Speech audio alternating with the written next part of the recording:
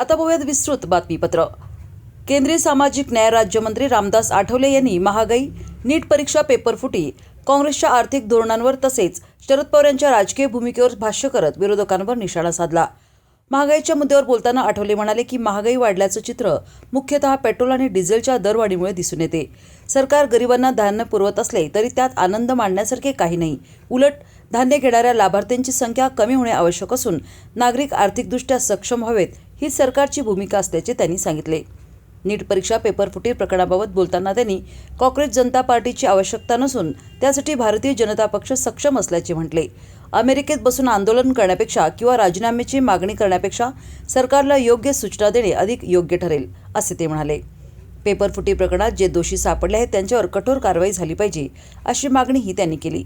विरोधकांच्या मोदी हटाव मोहिमेवर टीका करताना आठवले म्हणाले की मोदी हटाव हे काहींचे विजन असू शकते, मात्र जोपर्यंत मी त्यांच्या सोबत आहे तोपर्यंत पंतप्रधान नरेंद्र मोदी यांना कोणी हटवू शकणार नाही। देशाच्या आर्थिक स्थितीवर बोलताना त्यांनी काँग्रेस सरकारच्या काळात झालेल्या कर्जाचा उल्लेख केला। काँग्रेसने केलेले कर्ज फेडण्याची जबाबदारी सध्याच्या सरकारवर आली असून ते कर्ज फेडल्याशिवाय आम्ही जाणार नाही असं त्यांनी स्पष्ट केलं। यावेळी त्यांनी ज्येष्ठ नेते शरद पवार यांनाही सल्ला दिला। शरद पवार यांनी आपला पक्ष काँग्रेसमध्ये विलीन करू नये, उलट त्यांनी आमच्याकडे यावे असं वक्तव्य त्यांनी केलं।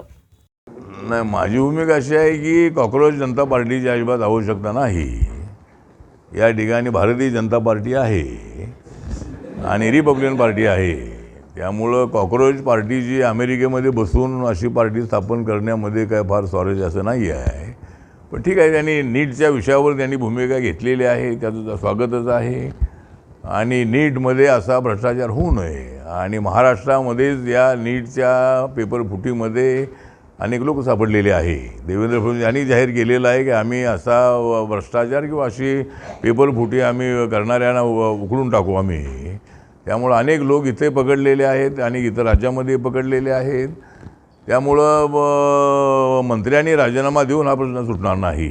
तर एकतर समाजामधल्या काही लोकांची मेंटॅलिटीच अशी झालेली आहे की पेपरफुटीचे प्रकरण आत्ताच नाही आहे, पूर्वीचे सरकार असताना झालेले आहे। याचा अर्थ आमच्या काळात व्हावा अशी आमची भूमिका नाही आहे।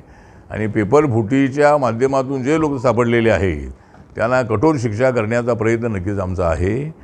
आणि जो कॉक्रोच जनता पार्टीची स्थापना झालेली आहे, अविनाश दिपके हा जो आहे तो बीडचा राहणार आहे आणि तो अमेरिकेमध्ये शिकलेला आहे, त्या ठिकाणी तो नोकरी करतो।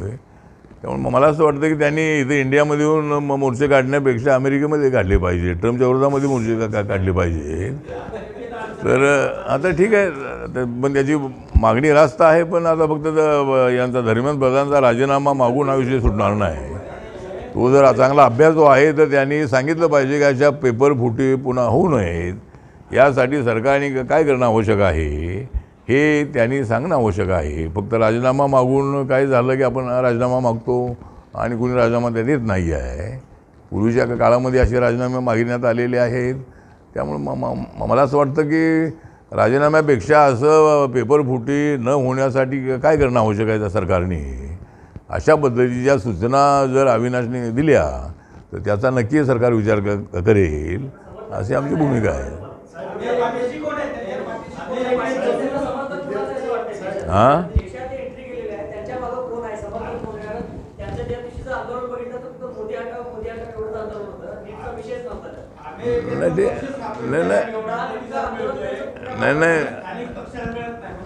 नाही त्यांचं आंदोलन असेल मोदी हटाव, पण लोक म्हणतात मोदीजी को बिठाव। त्यामुळं लोक ज्यांना सत्ता देतील ते सत्तेवर येणार आहेत। त्यामुळं लोकशाहीमध्ये प्रत्येकाला आपापली बाजू मांडण्याचा अधिकार आहे आणि जरी ते मोदी हटाव म्हटले तरी मोदी काय हटणार नाही, जोपर्यंत मी त्यांच्यासोबत आहे तोपर्यंत ते हटणार नाही आहेत।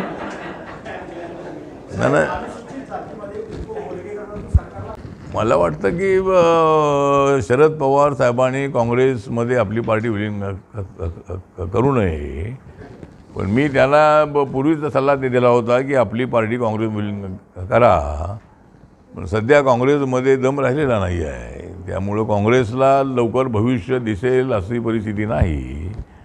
त्यामुळं पवार साहेबांनी काँग्रेसकडे जाण्यापेक्षा आमच्याकडे यावं आणि एनडीएकडे आपण त्यांनी येणं आवश्यक आहे। तर अजितदादा पवार इकडे आले होते, अजितदादा असते तर कदाचित पवार साहेब इथं आले असते किंवा